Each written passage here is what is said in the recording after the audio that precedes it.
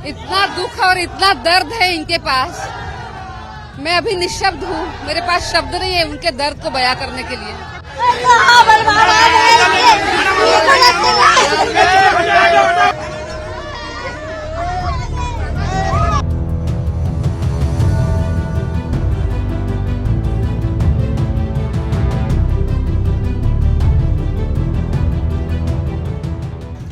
पश्चिम बंगाल हिंसा पर खुद को क्लीन चिट देने वाली राज्य की मुख्यमंत्री ममता बनर्जी को ये तस्वीरें जरूर देखनी चाहिए और नींद से जाग जाना चाहिए। दरअसल ये तस्वीरें वाकई रोंगटे खड़े कर देने वाली है, जब पश्चिम बंगाल के हिंसा प्रभावित मुर्शिदाबाद में राष्ट्रीय महिला आयोग की चीफ विजय राहटकर अपनी टीम के साथ वहां पर पहुंची तो हिंसा से प्रभावित लोग, जिसमें खास तौर पर महिलाएं थी, वो खुद को रोक नहीं पाई और न्याय की उम्मीद में वो एनसीडब्ल्यू चीफ विजया के सामने जमीन पर लेट गई। रोती बिलखती इन महिलाओं ने एनसीडब्ल्यू चीफ विजय राहटकर को गले से लगा लिया और अपना दर्द बयां करते करते ये महिलाएं रो पड़ी। इन तस्वीरों को देखकर किसी का भी दिल पसीज जाएगा, लेकिन सवाल तो ये है कि मौलानाओं के साथ हमदर्दी रखने वाली ममता बनर्जी का दिल कब पसीजेगा इन महिलाओं को देखकर, इनके दर्द को सुनकर। आखिर पीड़ित महिलाओं के जख्मों पर कब ममता बनर्जी मरहम लगाएगी, ये सवाल भी अब न सिर्फ बीजेपी के नेता बल्कि पश्चिम बंगाल में खास तौर पर हिंदू समुदाय के लोग ममता बनर्जी से पूछ रहे हैं। बता दें कि मुर्शिदाबाद के धुलियान में एनसीडब्ल्यू चीफ जो है पहुंची थी, वहां पर उन्हें महिलाओं को भरोसा दिलाया कि केंद्र सरकार आपकी मदद जरूर करेगी और आपको ऐसे अकेले नहीं छोड़ा जाएगा। किस तरीके से वो महिलाओं से मिली, महिलाओं के साथ जो है उन्होंने वक्त बिताया, उनका दर्द, उनकी तकलीफें सुनी, क्योंकि सब जानते हैं कि मुर्शिदाबाद के धुलियान में जिस तरीके से वक्फ कानून के विरोध के नाम पर हिंसा हुई, जिस तरीके से वहां पर घरों में तोड़फोड़ की गई, महिलाओं को प्रताड़ित किया गया, वहां पर दुकानों में आगजनी की घटनाएं की गई, हिंदुओं के साथ जो व्यवहार किया गया, जिस तरीके से बीजेपी इसे हिंदू नरसंहार करार दे रही है, उस पर जो राष्ट्रीय महिला आयोग की चीफ हैं, उन्होंने क्या कुछ महिलाओं से कहा, जरा सुनिए। तो फिलहाल इसी को ही देख रहे हैं, इन लोगों को समझ पा रहे हैं, उनका दर्द हम समझ पा रहे हैं। मुझे लगता है कि अभी इस समय तो नहीं बात करने का, एक बार मैं उन सभी के साथ मिल लेती हूँ, उनके साथ एक आर्मी का जवान का घर की टारगेट किया था, भांगचूर किया, बमबाजी किया, क्या बताएंगे यहाँ पे? आर्मी को नहीं छोड़ा, किसी को भी नहीं छोड़ा है, बहुत तकलीफ की बात है। Ma'am, the house and the shops also vandalized by the opposition. They are demanding a permanent BSF or any CAPS camp over here. हम थोड़ा सा एक बार जब सबके साथ दौरा होगा उसके बाद बात करते हैं। Massive killing, father and son killed same time. क्या कहेंगे? इतना दुख और इतना दर्द है इनके पास। मैं अभी निशब्द हूँ, मेरे पास शब्द नहीं है उनके दर्द को बयां करने के लिए। तो आपने एनसीडब्ल्यू चीफ को सुना, जो बता रही हैं कि महिलाओं ने दरअसल अपनी आप बीती उन्हें बताई है और जिस तरीके से वो दर्द से गुजर रही हैं, उसके लिए मैं निशब्द हूं, ये भी उनकी तरफ से कहा गया। अलग अलग जगहों पर लगातार वो जा रही हैं, फिर चाहे उनका मालदा का दौरा हो, फिर चाहे वो अब मुर्शिदाबाद के धुलियान में पहुंची हों, जहां पर जो ये महिलाएं हैं, जो ये बच्चे हैं, ये अपना घर छोड़ने पर मजबूर हुए हैं। फिलहाल रिलीफ कैंप में ये रह रहे हैं। इस तरह की स्थिति जो है पश्चिम बंगाल के अलग अलग इलाकों में लगातार देखने को मिल रही है और जब ममता बनर्जी उनकी पार्टी से इस पूरी स्थिति को लेकर, इन हिंसा की तस्वीरों को लेकर बात करने की कोशिश की जाती है तो वो खुद को क्लीन चिट देती हैं और बीएसएफ केंद्र सरकार पर आरोप मढ़ती है कि दरअसल बांग्लादेशी घुसपैठियों के जरिए ये हिंसा बीएसएफ के जरिए करवाई जाती है।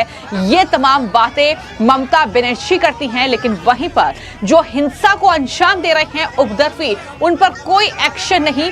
मौलानाओं के साथ वो मीटिंग कर रही हैं, उनके साथ डील कर रही हैं कि किसी भी सूरत में पश्चिम बंगाल में वक्फ कानून लागू नहीं होने देंगी। लेकिन सवाल यही है कि कब ममता बनर्जी हिंसा प्रभावित क्षेत्रों में जाएंगी जहां पर महिलाएं अभी भी डर के साए में रह रही हैं।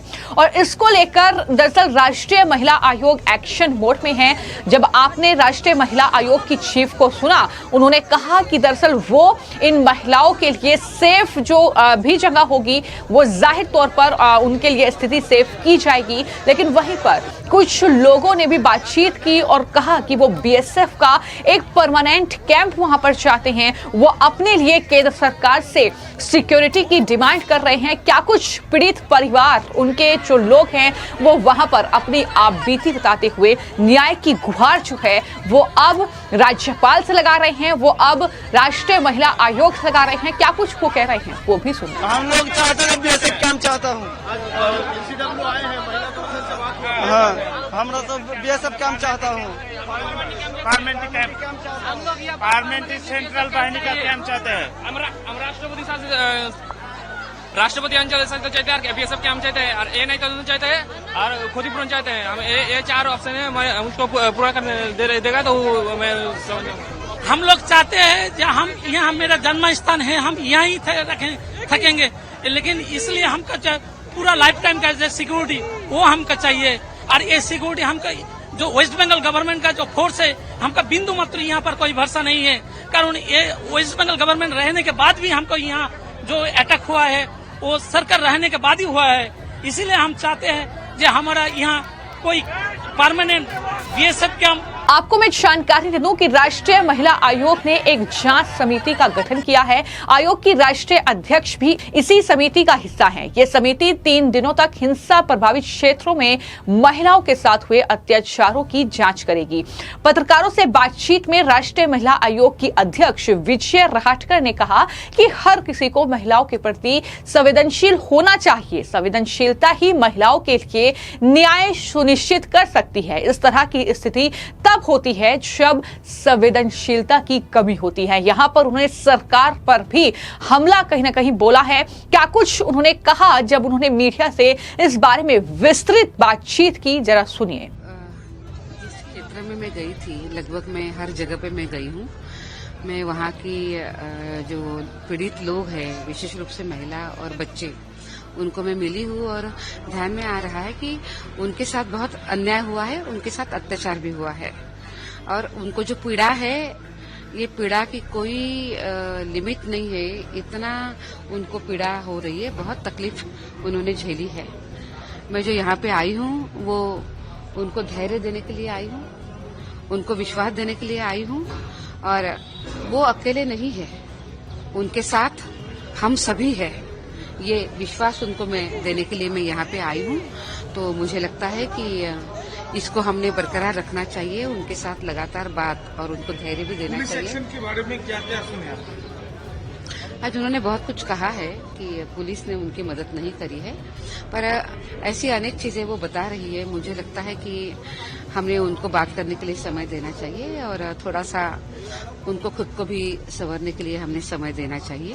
पर हम लगातार हम उनके साथ रहेंगे। इन लोगों को ऐसा कहा जा रहा है, मतलब धमकी दिया जा रहा है कि जब तक बीएसएफ है तब तक आपका जान बचा हुआ है। बीएसएफ कितना दिन रहेगा? अगर वो एक बार चला जाएगा तो हम दोबारा आपको देख लेंगे। तो इस तरह का जो बदलाव, मैं इतना ही कहूंगी कि हमारी देश की ये बेटियां है, हमारे देश की ये महिला है और इस देश में सिर्फ हमेशा महिलाओं का सम्मान और सम्मान ही हुआ है। यहाँ पे ऐसा कोई धमकियां देखे हुए काम नहीं चलेगा। ये महिलाएं अपने अपने घरों में बहुत अच्छे तरीके से सम्मान के साथ रहेगी। मैडम, आप एक्शन लेंगे?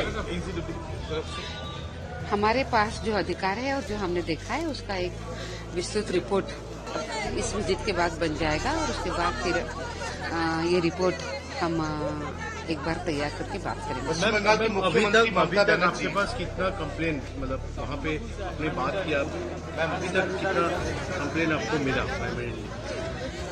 अभी एग्जैक्ट संख्या मैं नहीं बता पाऊंगी, पर मैं वहाँ पे लगभग हर घर के पास मैं जाकर आई हूँ और सैकड़ों से भी ज्यादा कंप्लेंट्स वहाँ पे मुझे दिख रही है।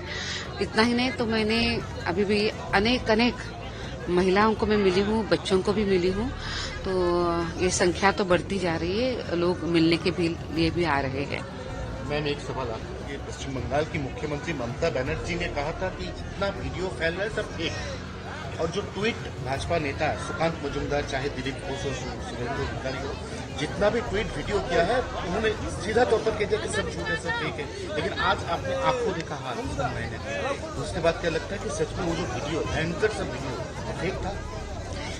देखिए, मैं इस विषय पे कोई पॉलिटिकल कमेंट नहीं करना चाहती हूँ, पर मैं इतना बात जरूर कहूंगी कि मेरी कमिटमेंट इन सभी महिलाओं के पक्ष में है, इनके सम्मान के लिए है और इनकी सुरक्षा के लिए है। हम वो करते रहेंगे। आप लोग एक्शन लेंगे? अभी और भी हम उनको मिल रहे हैं, बात कर रहे हैं। एक बार इस सभी हमें डिटेल्स बनाना पड़ेगा और उसके बाद फिर हमारी रिपोर्ट बन जाएगी। मैम, एक फैमिली साहब मिले जिनका पति और उनका बेटा को साथ में मार दिया गया, मर्डर कर दिया गया, उनसे आपका बातचीत हुआ, उनका जस्टिस के लिए आप लोग कितना दूर आगे जाएंगे? आगे कोई कार्रवाई? देखिए, उनके ऊपर जो गुजरी है, ये इतनी तकलीफ झेलना ही बहुत ही तकलीफ वाली और बड़ी बात है। उस माँ का दर्द, उस पत्नी का दर्द मैं बयान नहीं कर सकती, पर एक बात जरूर है कि उनको न्याय मिलने के लिए हम आखिर समय तक हम उनके साथ रहेंगे, हम लड़ते रहेंगे। कोई महिला के पति गया, बेटा गया, कोई महिला के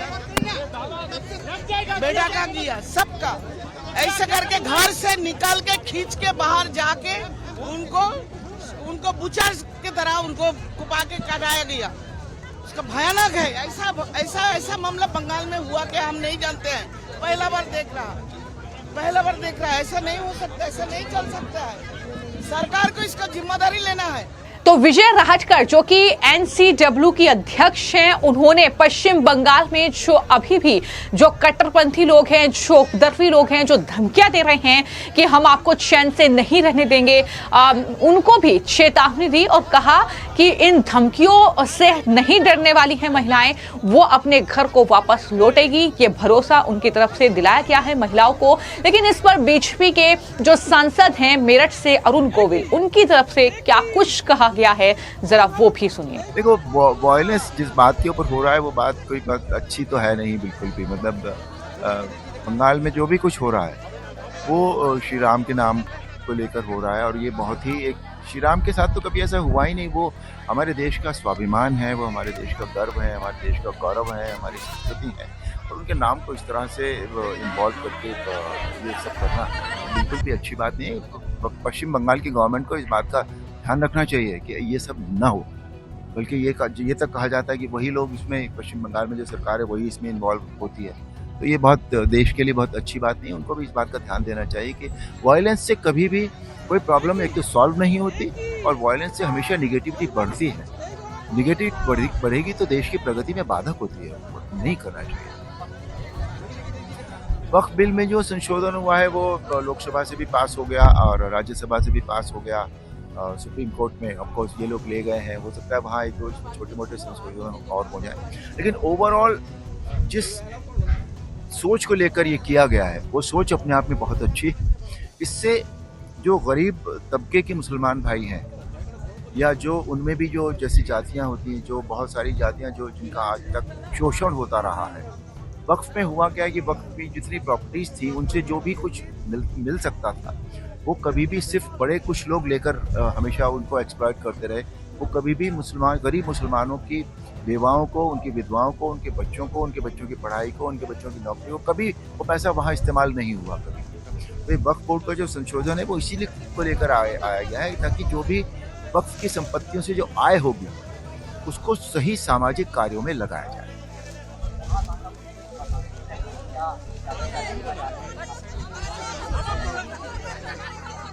भाई देखो, अखिलेश यादव के बारे में मैं कुछ नहीं कहता, वो उनकी अपनी सोच है, वो जो मर्जी आती है वो कहते हैं, वो और उनके दल के लोग, उनके ऊपर कमेंट करना मेरा काम बिल्कुल नहीं है। लेकिन जो जिस तरह से उनके व्यक्तियों ने राणा सांगा के ऊपर वो किया है बहुत ही दुर्भाग्यपूर्ण है, बहुत ही दुख होता है इन बातों को। तो पश्चिम बंगाल के मुर्शिदाबाद के धुलियान का मामला हो, चाहे मालदा में स्थिति जो है वो खराब हुई हो, उसके बाद अभी भी पूरी तरीके से स्थिति कंट्रोल में नहीं है, क्योंकि रिलीफ कैंप में अभी भी लोग रह रहे हैं और इस तरीके से वो अपनी आप बीती हर रोज बयां कर रहे हैं। जब भी उनके पास कोई बीजेपी का नेता जा रहा है या राज्यपाल वहां जा रहे हैं या फिर कोई भी जो NHRC हो, चाहे NCW हो, उसका सदस्य वहां पर जा रहा है तो उससे वो आप बीती बता रहे हैं। तो इस तरीके की स्थिति बनी हुई है और महिलाएं रोते रोते ये बता रही हैं कि उनकी संपत्ति लूट ली गई है, जबरन उन्हें उनके घर से भगा दिया गया